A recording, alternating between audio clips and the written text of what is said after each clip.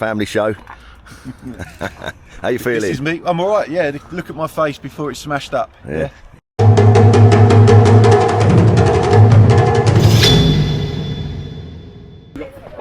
Five of us, yeah? Yep. Cool. So. Yep, our other mate Don, he blew out. He's weak. You have to go. You know, he's had more surprise birthday.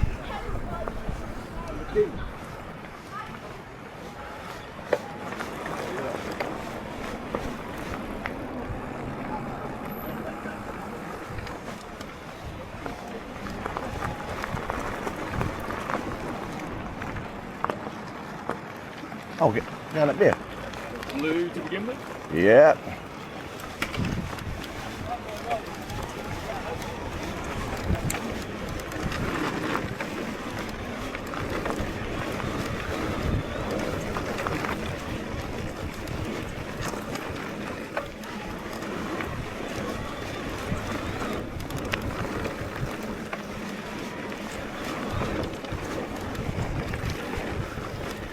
So, I always like to start a session with just a quick recap on the what a lot of people call the attack or the ready position. So you're all doing it already, but as you're riding down, you're riding in a bent legs, elbows out, head up, looking where you're going so you're ready for anything. So what I'd like to do is just build on that a little bit and give you a default position to go into when the trail's smooth and flat. So this is a great position for dealing with terrain, so bumps or whatever. Problem with it is you get tired very quickly because your legs are bent. Yeah. And you can't move that far from that position. So a better position to adopt when it's smooth is to be what we call head up, heels down. So taller, heels pushing down, which helps straighten the legs, and head up higher so you can look further ahead. So this isn't a position to ride in all the time, but it's always a starting point. So when it's smooth and flat, like down there in between the rollers, I want you to get in this head up, heels down, straight legs position. Now the straight legs are for a few reasons. Firstly, it helps lock your foot onto the pedal better, so your foot's much less likely to bounce off the pedals. Secondly, the heels down lets you straighten your legs, which means you can move further up and down from this position. So as you get to those rollers, you can bend your legs to let the bike come up to you, and you can go all the way down there and then all the way back to that position.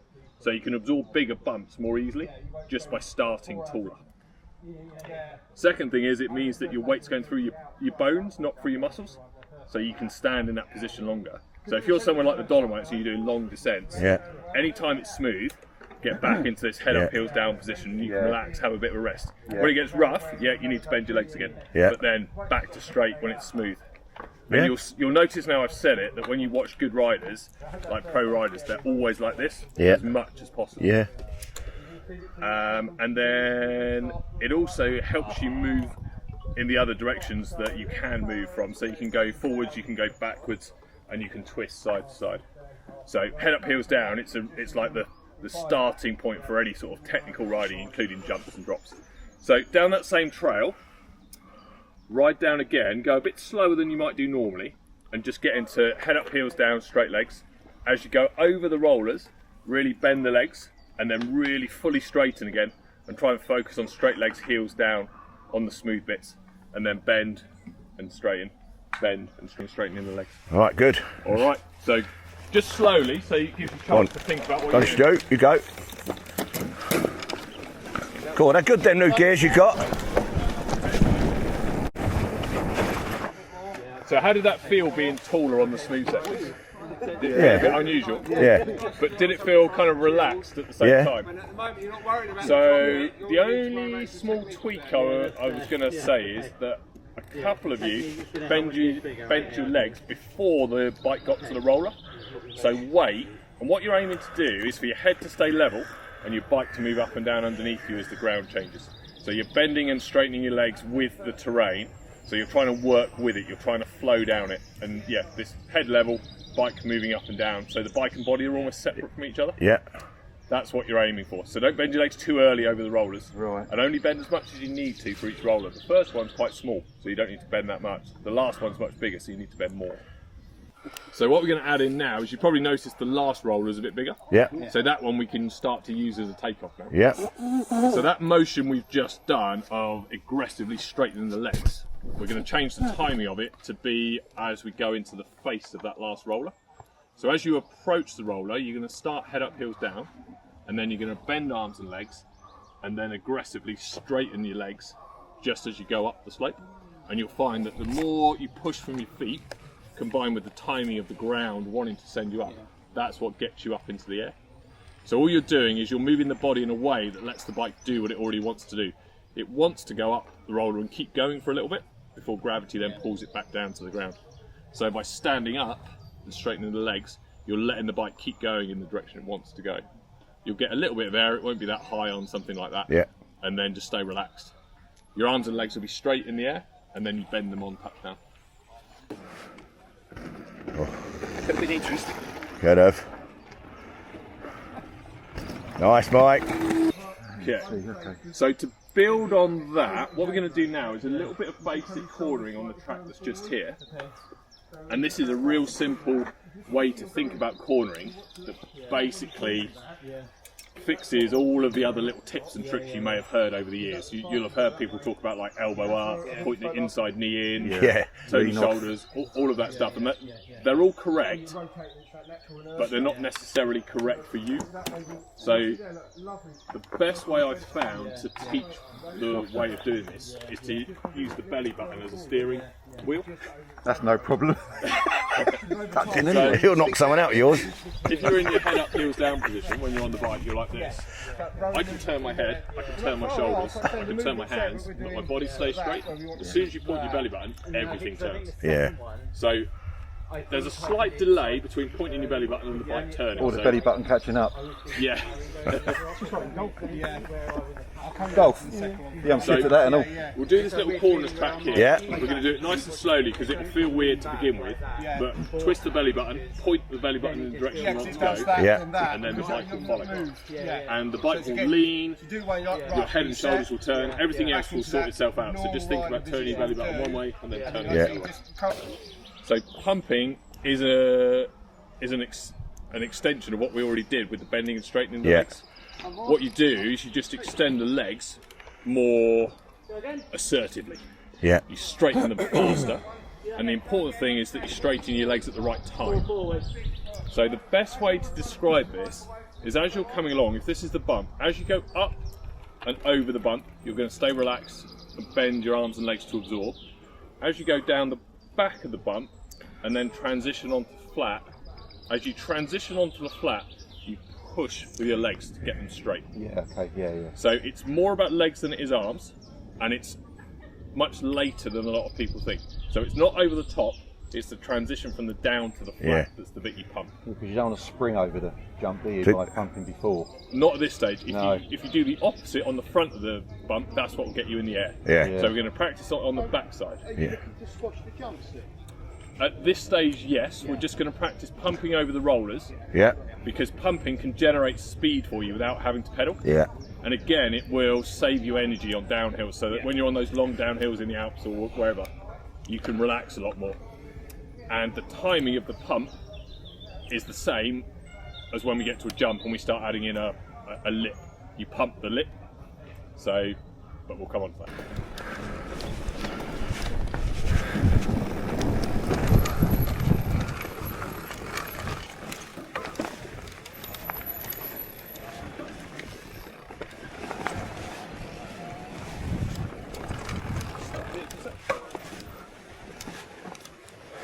It's nice over here. Bloody hell.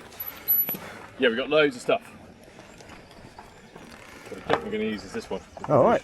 Turn around, place it down. So you've already noticed the first thing different about a jump of this size. The takeoff is a bit steeper. Yep. So as jumps get steeper and steeper lips, you have to adjust your technique slightly. So, and it's basically, you have to move further and further back behind the handlebars. So the approach here, we're going to start from that lump there, so I don't want you going too fast just yet. You're going to roll over this lump, and then on this one, you're going to do what we call the pop, which is that stand up to get you in the air. So as you roll through here, you'll be head up, heels down. Then as you approach, you're going to go low. As you go through the transition, you start to come up, being fully tall as your front wheel gets to the top of the lip.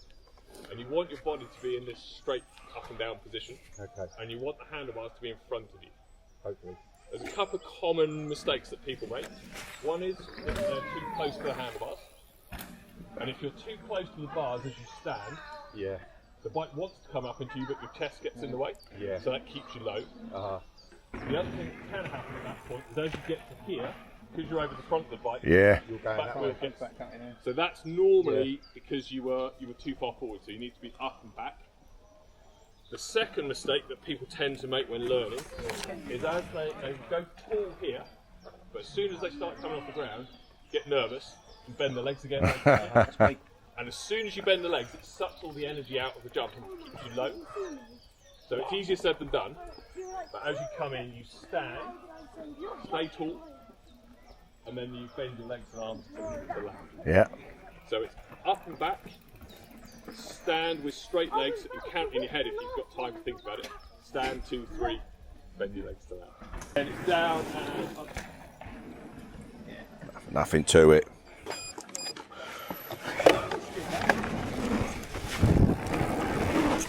Oh, that was rubbish.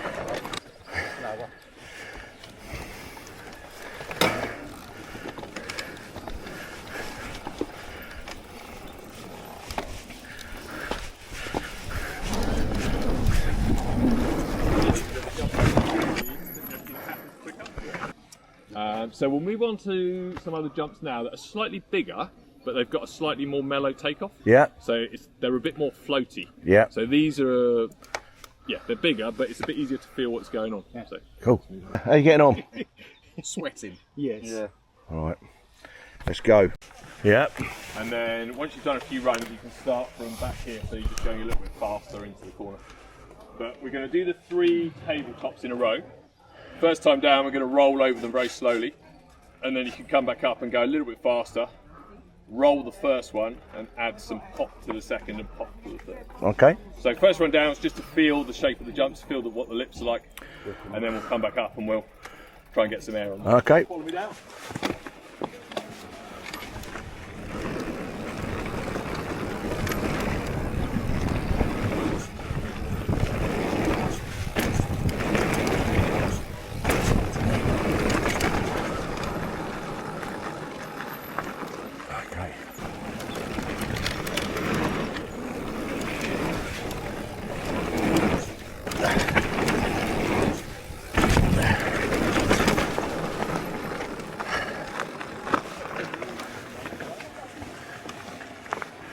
Keep going for a few times, yeah? Yeah, do a few laps.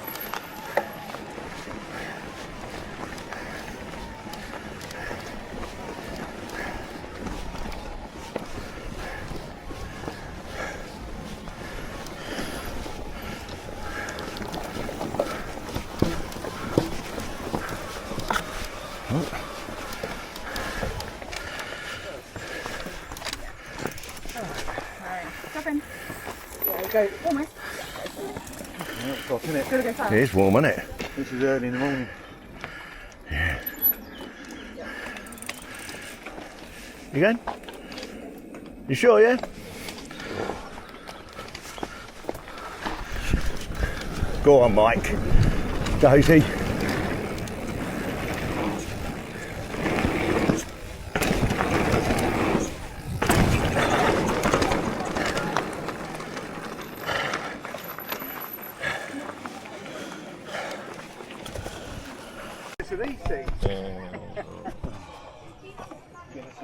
Come over here.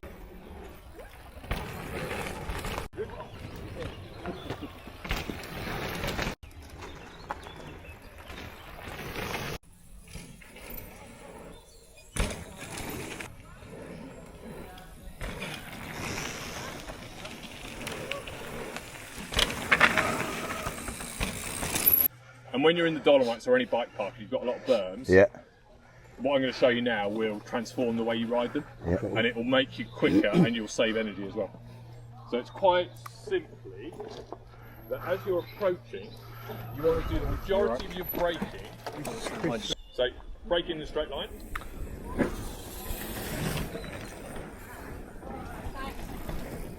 And then as you go round the corner, you want to do your most turning at the point where the corner's got the most grip. So that's generally going to be the steepest part of the corner. And on this one, it's where the orange cones are. So as you get to that point, you are going to bend your legs and point your belly button. So break in a straight line, and you're going to be relatively tall.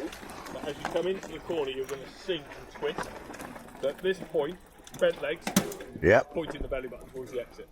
So that bend and twist means that as you come out of the corner, firstly you're already turning, and you're turning where the grip is good. You're going to do it with level pedals. Then as you come to the exit, you're going to straighten your legs again. And as you get to this tree, just before the yellow cones, you should be completely straight legs again. And then you're ready to bend them going over the jump. So it goes back to that bending and straightening we did right at the beginning. So breaking in a straight line, almost to a stop, bend and twist, stand up.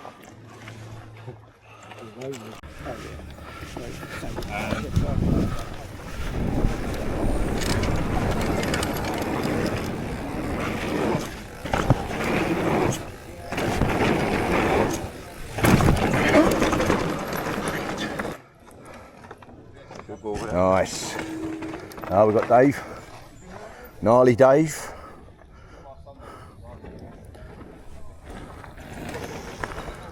So when you're looking at a jump, the first thing you need to assess is the angle of the lip. Because as I said earlier, as the lips get steeper, as you stand, you have to be more back to let the bike go up more. But this one, it's a fairly mellow lip. It's very similar to the ones we've just gone there. The second thing is to have a look at the distance.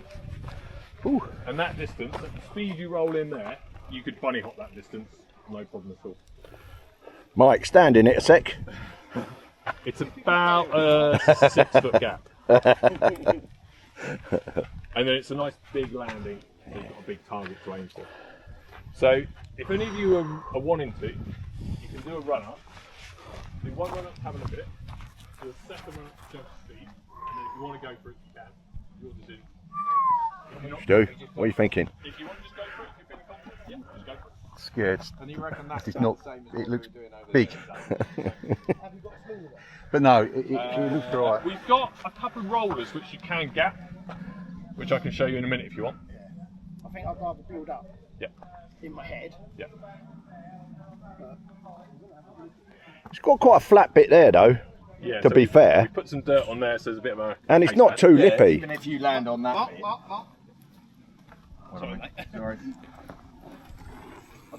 Oh, So you can see the speed you've got rolling in from there is a good speed for it, and it's just a little pop. Get over it. So just do the pop the same as what we were doing there. Exactly that. Go on, Mike.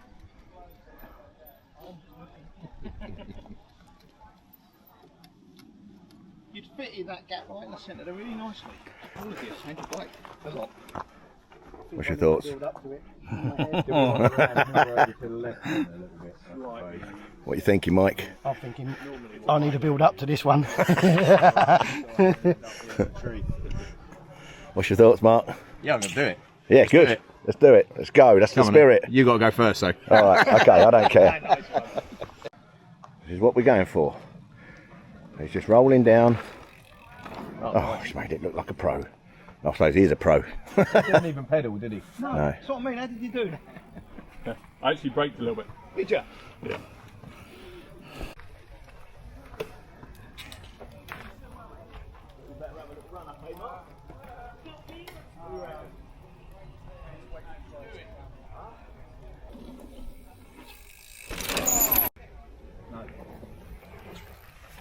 Lovely.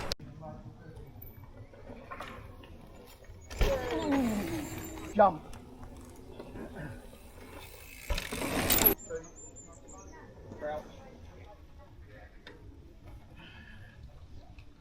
At that speed, you're going to need quite a positive pop.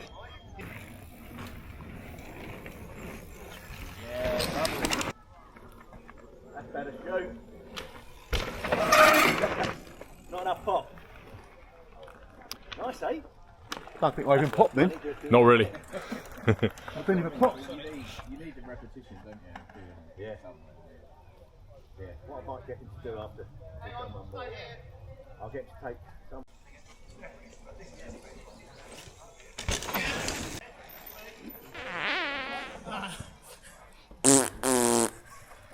That's it. Failed. When I did it, everything went out the window, didn't pop it, didn't do anything. Rolled over it, so completely wrong. You got time for one more? Yeah. Yeah.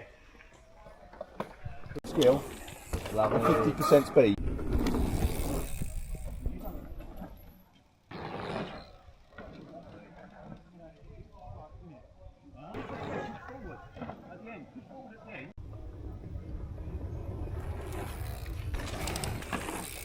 Oh, Lovely. But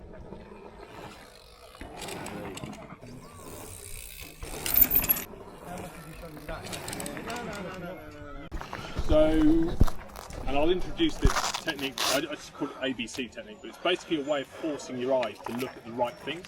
Right. So for a drop, point A, the first point you're going to look at is always going to be the edge of the lip. Point B is the second important thing, which is where you're aiming to touch down, which on this drop is about here. You see there's a little root there, you want to land just past it. Yeah. Okay.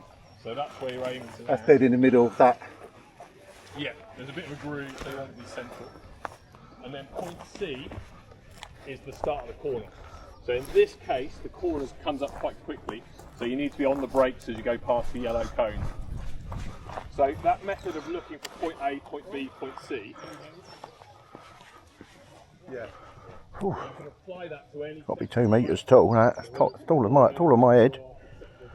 So it takes quite a lot of practice to get good at that ABC technique, but what you're trying to do is ratchet your eyes from one important point to the next important point. Trying to kill us, Dave. No. So as you're riding, go out and practice that, and you can do it on any trail. So how do you approach these ones from your experience? You don't have to press down, you don't have to on these ones, you just go, right? Because you're not trying to get height, you're going down, right? Exactly. So the terrain drops away in front of you. Yeah. And as the bike's going along, it wants to keep going straight before gravity pulls it down. Yeah. So all you're going to do is move your body in the right way that lets the bike Backwards. do what it wants to do. So you are going to move your body backwards a bit, but what I prefer to think about is sliding the bike forward. To the landing. Yeah. Okay. Because moving the bike forward to the landing is a positive movement that you can control. Yeah. You can look at where you want your front wheel to touch down and slide the bike towards it. Right. As you go faster, you need less and less slide. As you go slower, you need more slide. Okay. So this is where quite often YouTube tutorials on drops don't allow for the difference in speed and the difference in size Yeah. of You drop. can't see it on a video. You can't No, see it. exactly. And also it depends a bit on your riding style. Some people, when they come into a drop like this, will be very much popped up, which helps keep the bike up in the air. But then it will go out and it will fall straight down. Other people are much more push and push the bike forward to the landing. I think that's what I do. Both are correct, but in reality you need a mix of the two. Yeah. So what I call this is a pop and slide.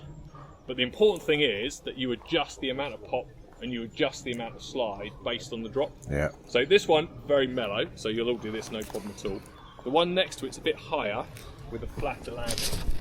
The one past it is a much squarer edge.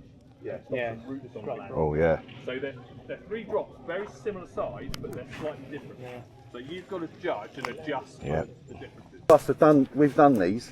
We've done a lot of this sort of stuff. This isn't, you know, that's not me trying to be. That we've done this. Yeah, so this sort of size, it's really common on. No, we've done it without even knowing. Yeah, we do. No, but it's good if let's get the technique right on these. Before and gone, And then shit. what we'll do, once you're comfortable on these, we can look at the slightly bigger ones that are up the hill just there. Yeah. Yeah, then you can show off, Stu. Then you can show us how to do it. Anyway, Huh? Yeah, we've done do them a all couple before, on this Brad. He one. told us we had. I know. And then a couple on the middle one and a couple on the third. And if you move across, and just when you do each one, just be aware you've got to adjust the amount you pop and the amount you slide to suit your speed. Oh, I'm going over here. Nice. Oh, I didn't expect.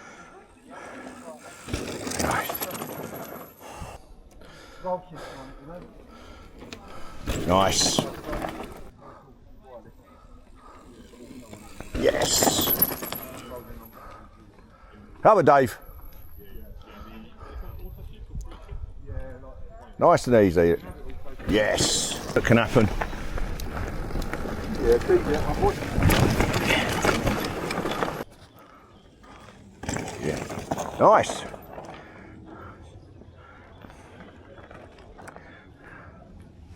You barely need any speed, mate. You barely need any speed.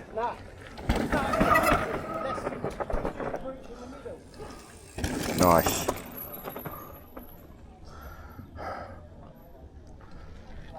That's it. Here he comes, candy flyer. Whee. You know what I mean? You haven't got to do a jump at all. Yeah, come on. Huh? What do we reckon? We've done that loads of times, that one. No worries, yeah? Yeah, no worries. No worries? Dave? Honestly, no. Give it a go. Right. The worst, I can end up in a pile at the bottom. Yep. Well, considering you weren't coming yesterday with illness, you've done all right. I'm flagging now though. Yeah, that's a nice little drop off. And that's a biggie up there though. Mark, that's a nice one, isn't it? Yeah, so from here, you don't need any pedals, just come off the brake. And it's just a little bit of a pop and slide. Bit of a pop and slide, Yeah, easy. Run up your cab. Come on. Do it for breakfast, this, you lads.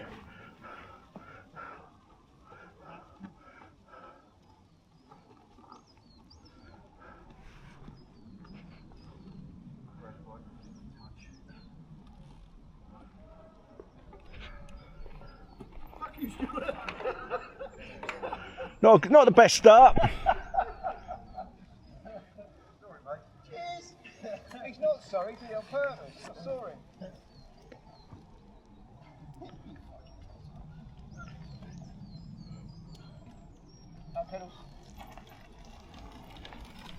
No problem.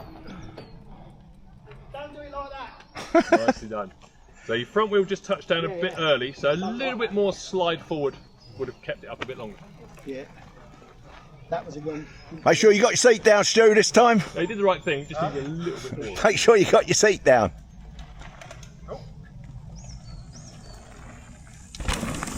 Nice.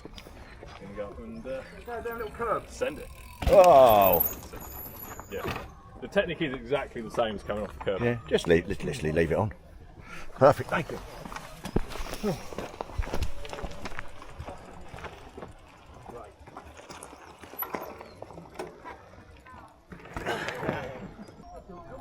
Had me down when I was coming off it.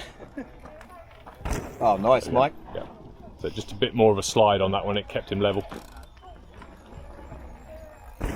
Perfect. No, you want to be two wheels together.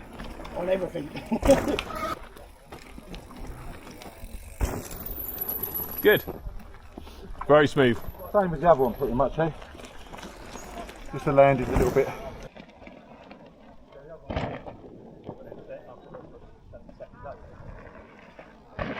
I need to go quick to get off of that, but you don't. Now. The bigger one? Yeah. Yeah. Oh, sorry. He's done it. Go on, Stu. There you go. You see the technique there's the same. Yeah, yeah. Just a touch faster and you're in the air a bit longer.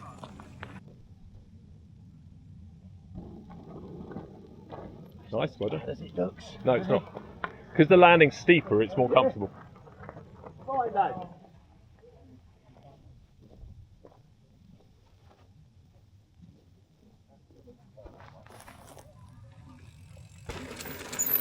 Nice, well done. Yeah.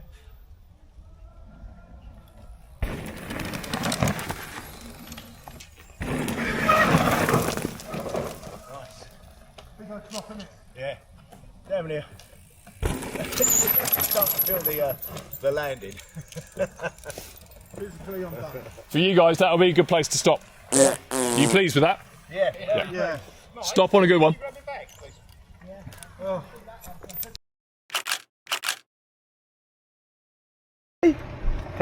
What about Don? He's a wanker. He is a wanker. He's a wanker. You don't listen, does he? Don, you're a wanker.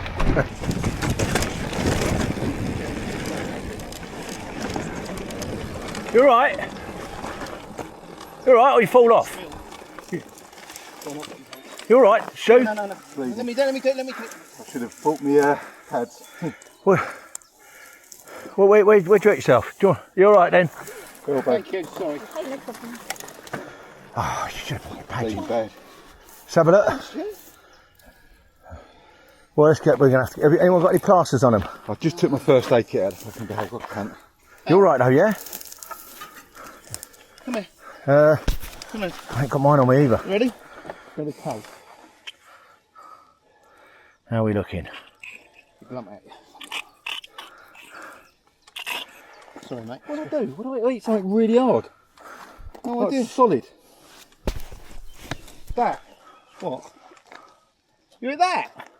Fucking hell. Fucking hell, Stu. Yeah. There's blood on there. There's not.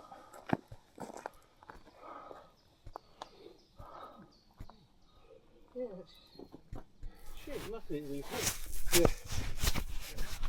Man down, man down. Like bandage in the first aid. Yeah, I've got a bandage.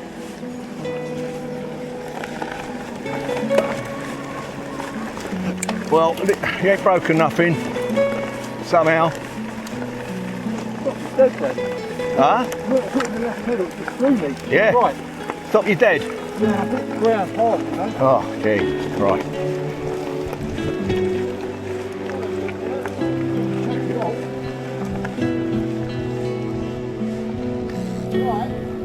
Stu, Get that rag. are you regretting any decisions today? Yes. Any life. What was that? Coming back to the van, And taking my arm elbow pads did off. anyone warn you about that? Bloke called Brad did mention about I ain't even going to take my helmet. I know. What would have happened then, eh? Hey, good night. This beautiful face up. That's it. Right, this is going to hurt like fuck, Stu. Go on, pour the whiskey on it. Bite the wood. Go on, get it, mate. Nothing can hurt more than that shoulder. Yeah, I bet that's hurting. Is it bad? Let's have a little Quite look. deep. Am I going to lose it? You'll play the piano again, which is pretty good Still because wake you off. You won't be playing tennis for a while. have you got a plaster or something? Yeah.